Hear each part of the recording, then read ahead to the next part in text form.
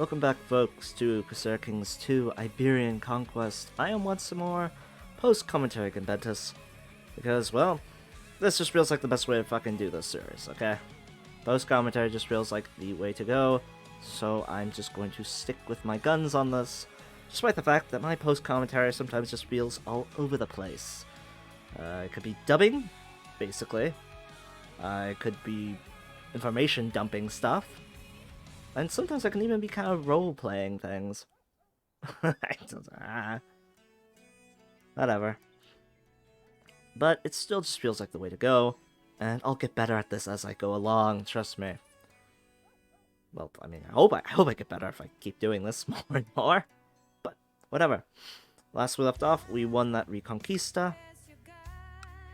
We got this land here, and we divvied out. We gave one of the provinces to Chadicus, and the other to our brother, Lupe, who doesn't really like us that much, but we're swaying him. Trying to make him actually like us. And giving him that land also helps. Now, we had the Umayyad Revolt, which I was talking about last episode, and yeah, we're just kind of figure out what we actually want to take from him. Because he has this very juicy target. All of this beautiful land, and I decided that the best thing to take would be Leon, because it's closer to Asturia, and Asturia would probably do a holy war for it, so we might as well beat them to the punch. So, we call in our Carlings, as we usually do, to help us with this war. I also decide to actually go to societies, because this is something that I was kind of ignoring. I kind of forgot about it. In the end, we went with the Benedictine Order, an old monastic community with Ora el Labora, meaning pray to labor. I butchered that horribly because I do not speak Latin. So now we got the community, which will... Society, I mean, not community. What the hell am I taking? So yeah, let's just raise up our troops and just completely crush these fucking Sunni rebels. And while we were attacking the rebels, Prince Asna, the brother that actually likes us, the Duke of Mercia, decided to declare holy war for the last province of a duchy that we have. Very nice. So that means that we're gonna gain more land for Navarra. Because our brother is being competent. Hooray! Round of applause for you, you buffoon. Thank you. You actually like me, and you are being competent. And here we are, just crushing the rebels. Like I said I would give you guys. Look at that. Completely crushing them. And then we get into a duel. You bloated spider! Soldier yells at you and charges at me. Expression is like a wild animal. I don't feel so good. And we are injured. Severely injured. But we won the fight. And at this point I realized, like, why the fuck am I leading an army? That is fucking stupid. This happens all the time in CK2. If your leader runs an army, is the commander, he's just gonna get his ass kicked. So the rule of thumb is just to never have your ruler lead an army, no matter if he's, like, very good. If he's very good, just have him siege down places. Never have him attack. Alright? Never have him fight other armies. Just have him attack cities and castles and whatnot. That's how it should go. But I prefer just sending my ruler to fight. If he is a decent marshal, fight in battles. That's cool. I prefer doing that. And we decide to also kill the Umayyad force here to help our brother out, because he's fighting them in a holy war, and it would be good if he got to fight less enemies. Oh yeah. That makes sense now, doesn't it, guys? That makes sense, yeah. Nod your heads if you understand. I cannot see you nodding your head, so I have no fucking clue if you understand. But I will just assume that you understand.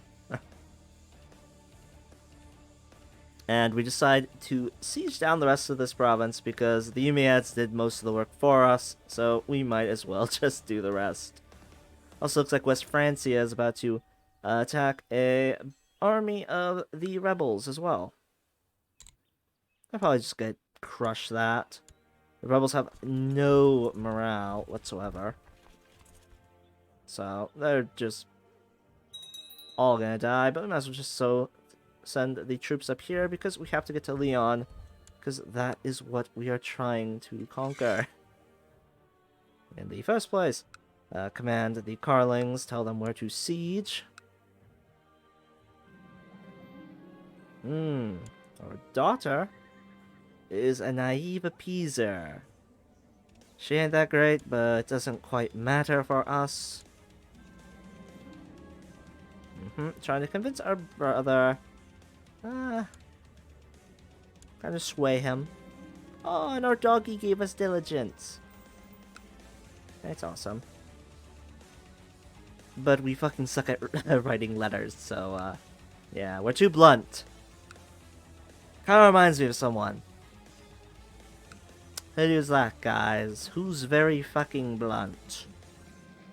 And our heavily injured is done. We now have even more scars.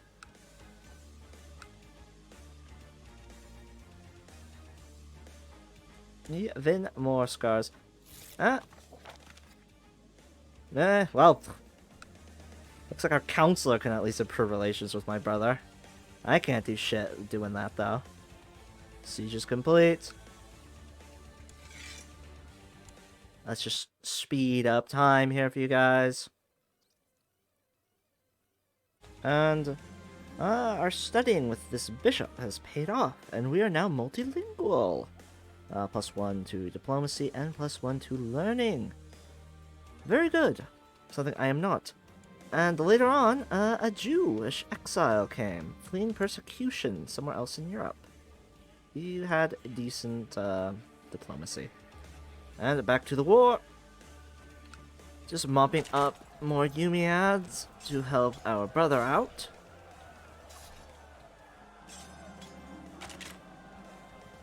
And our very first event for our society.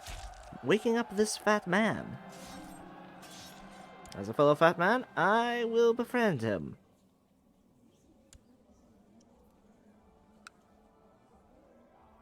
And now the leader of our society wishes for us to go on a pilgrimage, because we have not yet done so. So, go with God. And we have to now go on a pilgrimage. Which is useful. We can get various stuff by doing that. Capture some Umayyads. Siege this back down again. And a large merchant caravan from a distant land has arrived at our gates of our stronghold.